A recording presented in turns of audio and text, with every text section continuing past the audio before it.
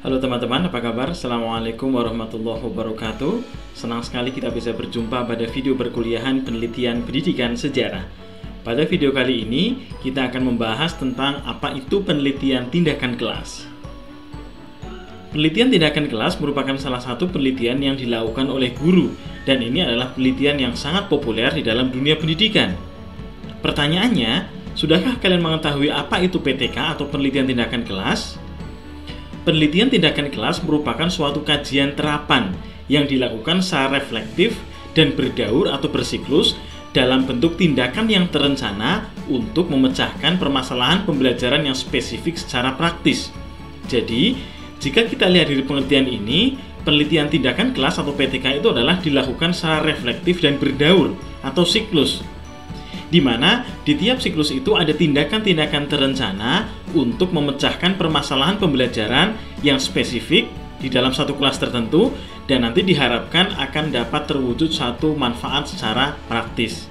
Nah, lalu apa yang membedakan antara PTK dengan penelitian-penelitian yang lainnya? Setidaknya kita melihat beberapa hal. Yang pertama, jika dilihat dari masalahnya, PTK itu berasal dari dalam peneliti itu sendiri atau from within. Sementara, dalam penelitian yang lain, hasil pengamatan dari pihak lain atau outsider. Nah, disinilah dimana PTK mengharuskan dilakukan oleh guru, karena guru inilah yang merasakan sendiri apa yang terjadi di dalam lapangan atau apa yang terjadi di dalam kelas. Kemudian, dilihat dari tujuannya, PTK itu bertujuan untuk memperbaiki, bisa untuk meningkatkan kinerja pembelajaran juga. Sementara, penelitian yang lain itu difokuskan untuk melakukan hipotesis, melakukan generalisasi, dan juga melakukan eksplanasi atau mencari hubungan sebab akibat. Kemudian, jika kita lihat dari segi manfaat, maka manfaat dari PTK itu biasanya langsung terlihat. Kemudian dapat dinikmati atau disebut sebagai manfaat praksis atau manfaat praktis. Namun demikian, pada penelitian yang lain, manfaat biasanya tidak dirasakan secara langsung. Biasanya berupa rekomendasi. Nah, kemudian bagaimana peran teori? Di dalam PTK, peran teori itu digunakan sebagai salah satu dasar untuk menentukan tindakan, sekaligus untuk mengidentifikasi apa yang menjadi bagian pemecahan suatu permasalahan. Nah, berbeda dengan penelitian yang lain, peran teori biasanya jika penelitian kuantitatif adalah sebagai dasar untuk pengajuan hipotesis penelitian. Jika dalam penelitian kualitatif, biasanya digunakan sebagai panduan untuk menganalisis suatu permasalahan atau hasil temuan. Kemudian, untuk metodenya, penelitian tindakan kelas atau PTK biasanya bersifat fleksibel dan juga berbentuk siklus. Sementara itu, pada penelitian yang lain, misalkan penelitian kuantitatif, biasanya sangat prosedural atau sequential set, kemudian bersifat baku. Nah, lalu tindakan yang membedakan antara PTK dengan penelitian yang lain adalah PTK itu tindakannya berdasarkan diagnosis. Artinya, dia akan melakukan tindakan berdasarkan permasalahan. Namun, jika di dalam penelitian yang lain atau penelitian yang sifatnya kuantitatif, biasanya tindakan itu eksperimental atau uji coba atau coba-coba. Biasanya terfokus pada alat dan bahan dulu ingin diuji cobakan. Nah, inilah yang kiranya membedakan antara penelitian tindakan kelas dengan penelitian yang lainnya. Nah, di dalam bahasan kita akan melihat ada beberapa model dalam penelitian tindakan kelas. Yang pertama adalah model yang sangat klasik dari model Kurt Lewin di tahun 1946. Model ini yang kemudian menjadi dasar dalam pelaksanaan PTK atau penelitian tindakan di tahap-tahap selanjutnya yang terdiri atas 4 tahap, yang ini ada perencanaan, tindakan, observasi, dan proses refleksi. Jadi ada planning, acting, observing, dan reflecting. Nah, kemudian jika dalam hasil refleksi ditemukan beberapa permasalahan yang belum tuntas, maka proses akan diulang kembali. Sehingga ada planning, kemudian ada acting, kemudian observing, kemudian ada reflecting, begitu seterusnya. Lalu sampai kapan penelitian tindakan kelas itu selesai? Ketika dianggap sudah tuntas. Sehingga ketika masih ada permasalahan yang belum tuntas, maka proses refleksi akan dilanjutkan dengan proses perencanaan di tahap selanjutnya. Nah, inilah tahapan-tahapan umum di dalam penelitian tindakan kelas. Ini ada proses perencanaan, tindakan, pengamatan, dan juga refleksi. Refleksi itu bagaimana kita melihat bagaimana kelemahan, bagaimana keunggulan, ketercapaian dari apa yang sudah kita lakukan. Nah, kemudian model Kurt Lewin ini mengalami beberapa revisi. Yang pertama kita lihat di sini di awal adalah bagaimana kita mengidentifikasi ide awal. Setelah kita berhasil mengidentifikasi ide dan permasalahan, maka kita melakukan proses yang disebut sebagai reconnaissance, di mana di dalamnya adalah bagaimana kita mencari fakta-fakta dan juga melakukan analisis. Setelah itu kita lakukan perencanaan. Setelah direncanakan ada beberapa tahapan, kita lanjutkan dengan implementasi atau penerapan dari pelaksanaan. Kemudian dilanjutkan dengan monitoring dan implementasi. Lalu dilanjutkan dengan tahapan reconnaissance kembali, di mana perbedaan reconnaissance yang kedua ini adalah bagaimana kita menjelaskan apa kegagalannya, apa keberhasilannya, apa efeknya. Nah, kemudian dari proses reconnaissance atau refleksi ini kita melakukan proses revisi, di mana revisi itu kita melakukan proses perencanaan perubahan atau pembaruan, kemudian implementasi, kemudian monitoring observasi, kemudian reconnaissance kembali, begitu seterusnya. Jadi ini sebagai satu penyempurnaan dari model Kurt-Lewin sebelumnya. Nah, kemudian ada model lain yang juga tidak kalah populer di dalam penelitian tindakan kelas, yakni model Kemish dan McTaggart.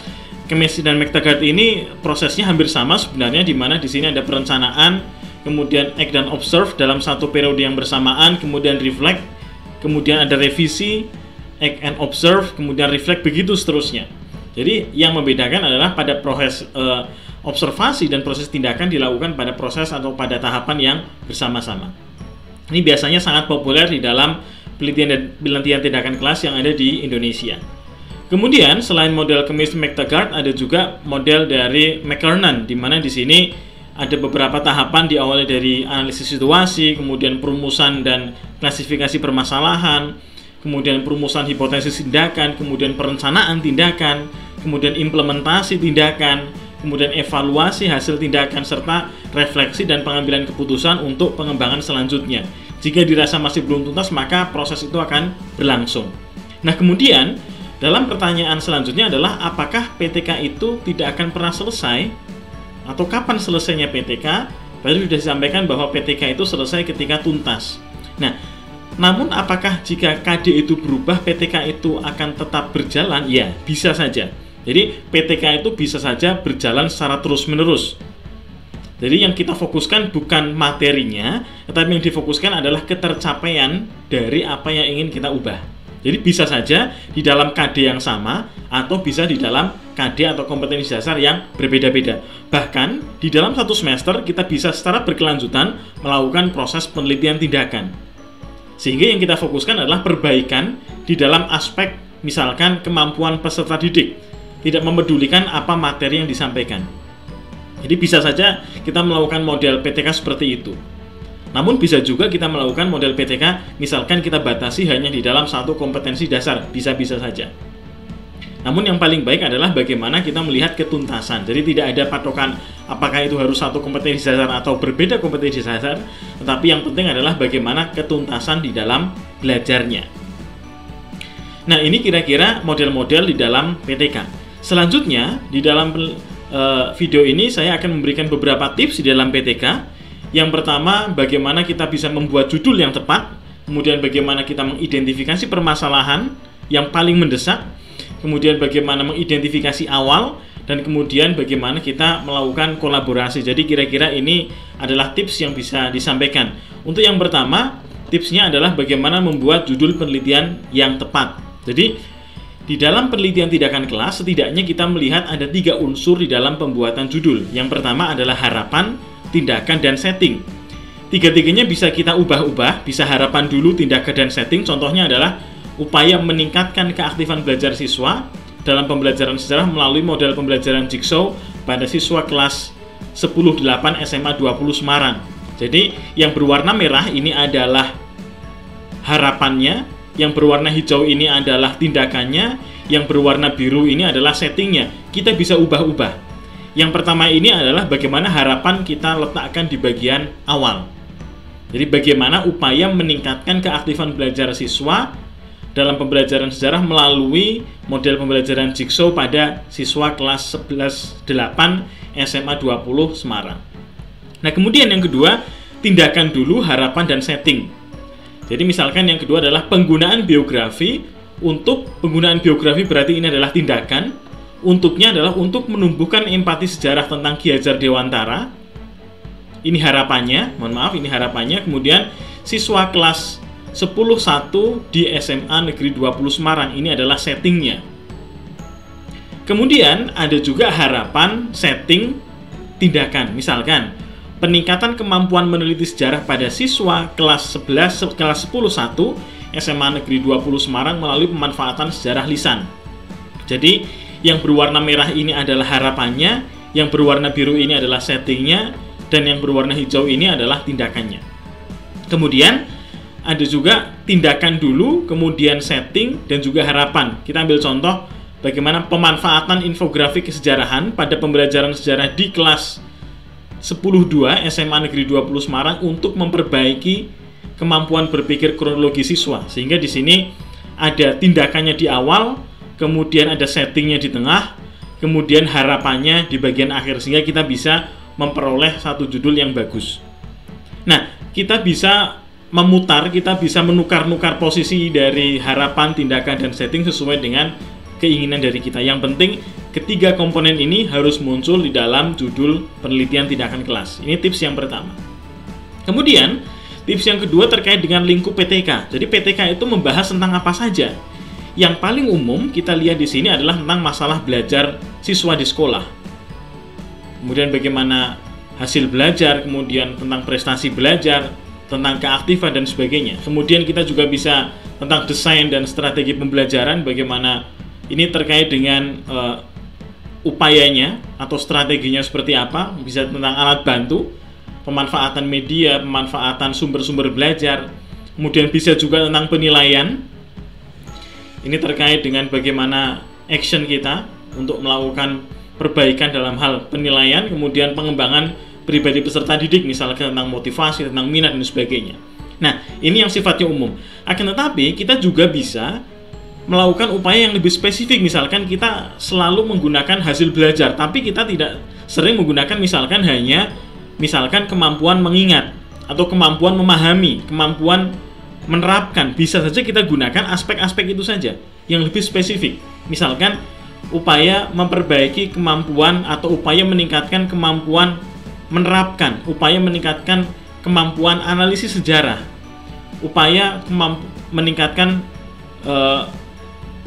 mengevaluasi atau menilai, kemampuan menilai dalam peserta didik. Misalkan seperti itu bisa-bisa saja. Jadi kita tidak hanya terpaku pada hasil belajar, tapi bisa juga kita lebih pecah-pecah lagi. Misalkan bagaimana kemampuan mengingat, bagaimana kemampuan memahami, kemampuan menerapkan, kemampuan menganalisis, kemampuan menilai, kemampuan mencipta. Kita bisa pilah-pilah menjadi satu aspek yang ingin kita ubah. Artinya, goalnya itu apa? Kemudian kita juga bisa tidak hanya yang berkaitan dengan hasil belajar, tapi bisa juga misalkan kemampuan berpikir historis. Kita ambil contoh misalkan kemampuan berpikir kronologis, kemampuan memahami sejarah, empati sejarah, itu salah satu kemampuan berpikir historis. Kemudian kesadaran sejarah, bisa juga kita ambil aspek kesadaran sejarah, salah satunya saja misalkan. Misalkan dalam hal kemampuan merefleksikan masa lalu, kemampuan mengambil makna masa lalu, itu juga bisa kita jadikan sebagai hal yang ingin kita tingkatkan di dalam PTK. Jadi ini tips saja dari saya, kita tidak hanya terpaku pada hasil belajar, tapi kemudian hasil belajar itu bisa kita pilah-pilah kembali. Kemudian, tips berikutnya adalah di dalam penelitian tindakan kelas, kita tidak diperbolehkan menentukan tindakan terlebih dahulu tanpa proses analisis yang tepat. Misalkan saya punya media pembelajaran, saya ingin menerapkan media pembelajaran dalam kelas. Saya ingin PTK-kan, itu tidak bisa. Kita tidak bisa serta-merta, kita tidak bisa langsung begitu saja ingin menerapkan media pembelajaran. Karena apa? Penelitian tindakan kelas itu adalah penelitian yang sifatnya diagnostik. Sehingga tindakan itu harus didasarkan pada faktor utama yang menyebabkan mengapa permasalahan itu dapat muncul. Apakah media itu menjadi salah satu faktor yang kiranya bisa memecahkan permasalahan? Ini harus kita amati. Kemudian, di dalam latar belakang biasanya data itu harus muncul. Jadi apa yang melatar belakangi kita melakukan suatu tindakan itu harus berdasarkan pada data dan fakta di dalam satu kelas yang spesifik. Sehingga harus muncul di dalam latar belakang masalah secara tersurat. Kemudian, tips berikutnya adalah, tips ini adalah sifatnya partisipatif. Biasanya Di dalam PTK terdapat tahap observasi, di mana tahap ini membutuhkan peran serta dari pihak lain untuk menganalisis bagaimana jalannya penelitian. Sehingga hadirnya partner itu dapat memudahkan untuk melakukan refleksi terhadap hasil tindakan. Kira-kira ini tips yang bisa saya sampaikan di dalam melaksanakan penelitian tindakan kelas. Kiranya itu dulu video kita pada kesempatan kali ini. Nanti akan kita lanjutkan pada video-video selanjutnya. Tetap semangat, terus belajar. Assalamualaikum warahmatullahi wabarakatuh.